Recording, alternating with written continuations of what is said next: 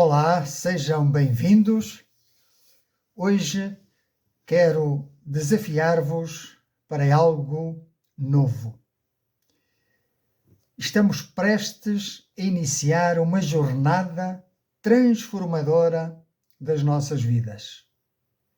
Vamos iniciar uma maratona. Isso mesmo, são 40 dias, ou melhor, 40 sábados, ou seja, 40 semanas, em que vamos estar juntos nesta caminhada, uma jornada de fé pelas páginas da Bíblia Sagrada. E não só. Vamos responder àquela pergunta que todos nós fazemos. Afinal, quem sou eu? O que estou aqui a fazer?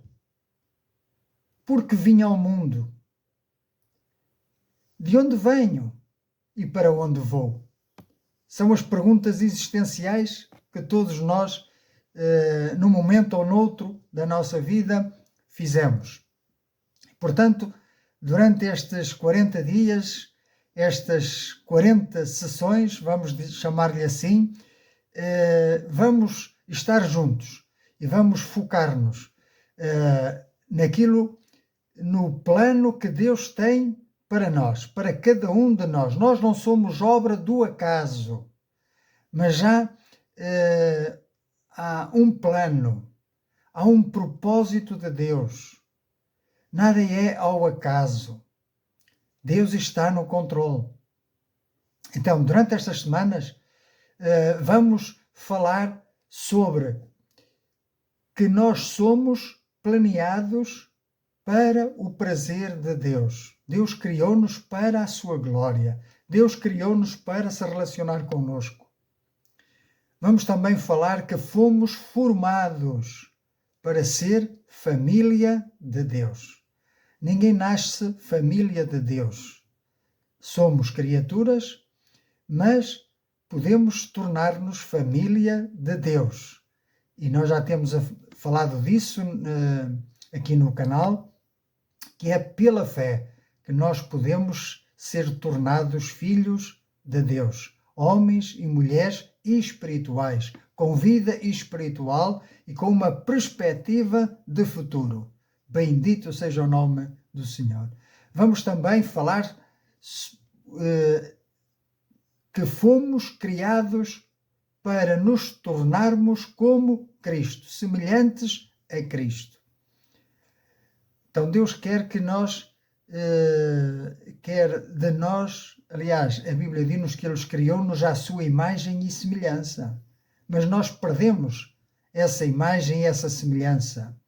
E por isso há um processo agora que precisamos iniciar para nos tornarmos semelhantes a Cristo. Depois também vamos falar de que nós fomos moldados para servir a Deus. Nós temos uma forma, nós temos uma maneira de ser, temos um caráter, temos uma personalidade que não são fruto do acaso, mas há um propósito escondido, há um propósito que Deus te quer revelar. Por isso eu te desafio para entrar nesta jornada, nesta maratona, 40 dias, 40 sábados, 40 semanas. Será que vamos chegar ao fim? Eu estou certo que sim. Não desistas no primeiro quilómetro, nem no quinto. E assim talvez chegues ao 10º quilómetro. E depois de chegar ao 10º, é muito fácil fazer os 40 dias. Bendito seja o nome do Senhor.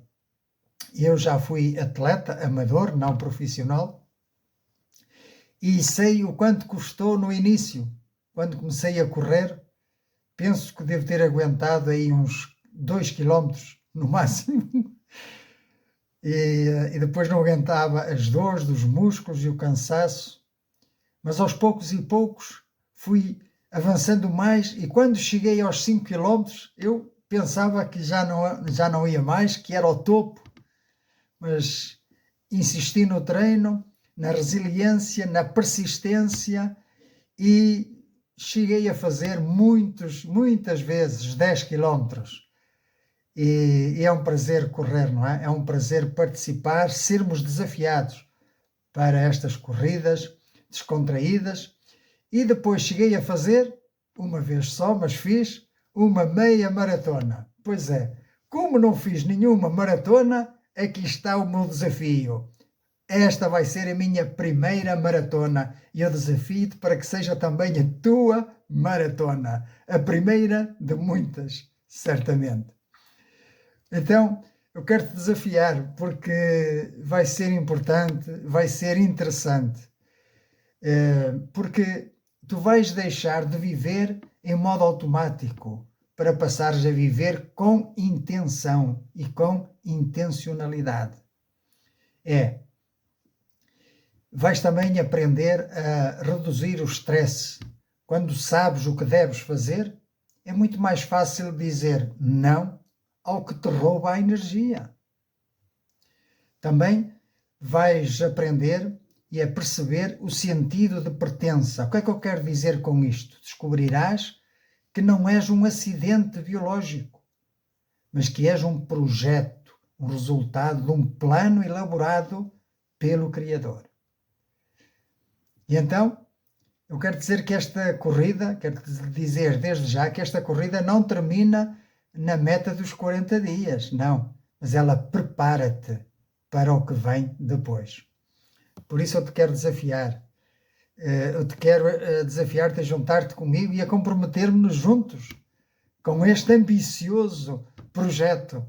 40 sábados, 40 semanas. Vamos estar juntos. E compromete-te a estar presente desde o primeiro dia. O ritmo pode até parecer intenso, mas a vista no final de cada gota de suor espiritual vai valer a pena. Mas antes de avançar, precisamos de nos preparar para vencer e ultrapassar os obstáculos que certamente surgirão. E para te encorajar, quero partilhar contigo uma história passada há muito, muito, muito tempo, mas que é um verdadeiro exemplo de coragem, determinação, empenho, ousadia e confiança até ao fim, sem desistir. Olha, esta história aconteceu por volta do ano 445 a.C. Vejam só, estávamos no período pós-exílico, sob o domínio persa, e Jerusalém estava fragilizada, vulnerável e espiritualmente estava em reconstrução. Após o exílio babilônico, Jerusalém estava destruída. Foi destruída por Nabucodonosor II. O templo tinha sido destruído, os muros tinham sido derrubados e muitos tinham sido levados cativos para o exílio. E já se tinham feito várias tentativas da reconstrução do templo e dos muros, por Zorobabel, a reconstrução do templo, sobre Esdras, em que ele promoveu uma reforma espiritual, e sobre Neemias, em que ele reconstruiu os muros de Jerusalém. E eu quero ler precisamente este texto, que se encontra lá em Neemias, que é uma grande lição de coragem e de força para nós hoje. E diz o seguinte: e sucedeu que, ouvindo Sambalate que edificávamos o muro, presta atenção à oposição e aos inimigos que se levantam, não é? Querendo nos fazer desistir. Ouvindo Sambalate que edificávamos o muro, ardeu em ira e se indignou muito e escarneceu dos judeus e falou na presença dos seus irmãos e do exército de Samaria e disse: que fazem estes fracos judeus? Permitir-se-lhes-á isso? Sacrificarão? Acabá-lo-ão num só dia? Vivificarão os montões do pó, as pedras que foram queimadas? E estava com ele Tobias, com Sambalate estava Tobias, o amonita, e disse: ainda que edifiquem, vindo uma raposa, derrubará facilmente o seu muro de pedra. Ouve, ó nosso Deus, que somos tão desprezados. É a oração de Neemias. E caia o seu opróbrio sobre a sua cabeça, e faz que sejam um despojo numa terra de cativeiro. E não cubras a sua iniquidade, e não risque diante de ti o seu pecado, pois que te irritaram defronte dos edificadores. Aquele que rejeita um servo de Deus, rejeita o Deus do servo. Assim, edificamos o muro, e todo o muro se cerrou até à sua metade, porque o coração do povo se inclinava a trabalhar. Precisamos então de quê? De nos predispor, inclinarmos, comprometermos-nos. E sucedeu que, ouvindo Sanbalat e Tobias, e os arábios, e os amonitas, e os asdoditas, que tanto ia crescendo a reparação dos muros de Jerusalém, que já as rupturas se começaram a tapar, iraram-se sobremodo. E ligaram-se entre si todos para virem atacar Jerusalém e para os desviarem do seu intento. Porém nós oramos ao nosso Deus e pusemos um guarda contra eles de dia e de noite por causa deles. Então a oração é a nossa arma de defesa. Então disse Judá: já desfaleceram as forças dos acarretadores, e o pó é muito, e nós não poderemos edificar o muro. Disseram, porém, os nossos inimigos: nada saberão disso, nem verão, até que entremos no meio deles e os matemos. Assim faremos cessar a obra. E sucedeu que, vindo os judeus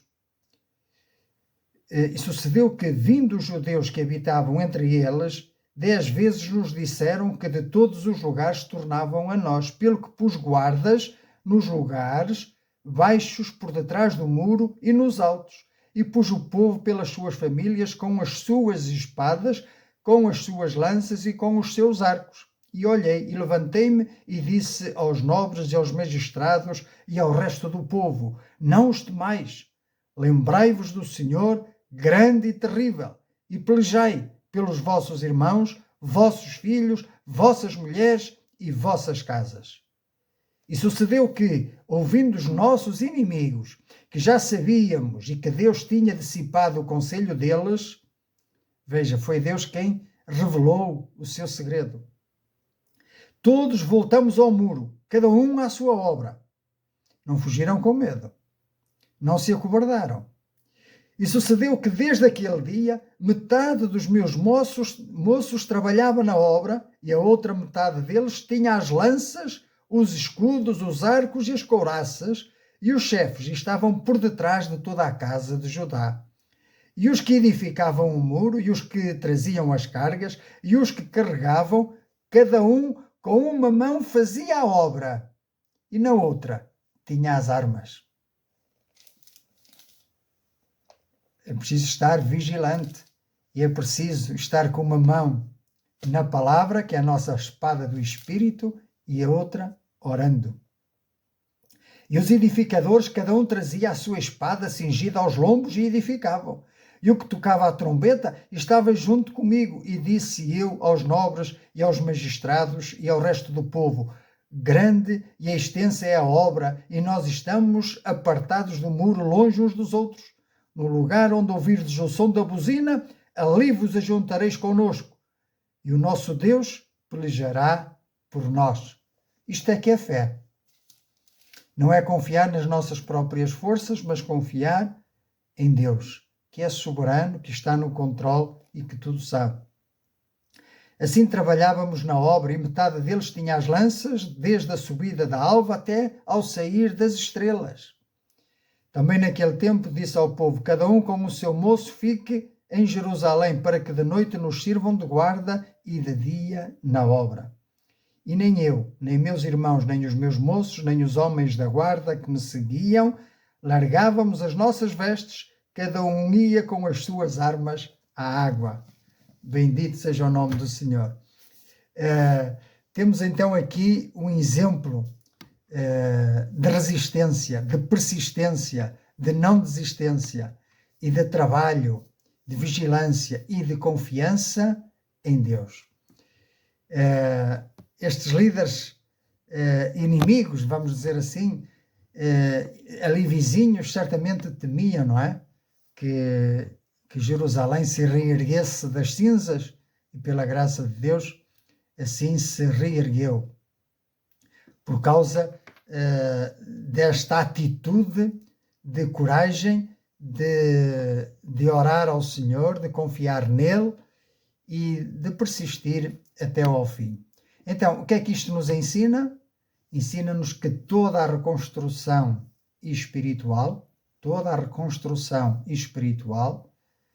todo o empenho que façamos para nos reerguermos das cinzas encontrará oposição, dificuldades, desânimo, tristeza. Por isso, a unidade entre o povo é essencial. O foco também, focarmos-nos naquilo que queremos fazer, que temos que fazer. E por isso devemos também orar, para que o Senhor nos ajude a não nos desviarmos nem para a direita, nem para a esquerda do caminho, porque a obra de Deus exige vigilância constante.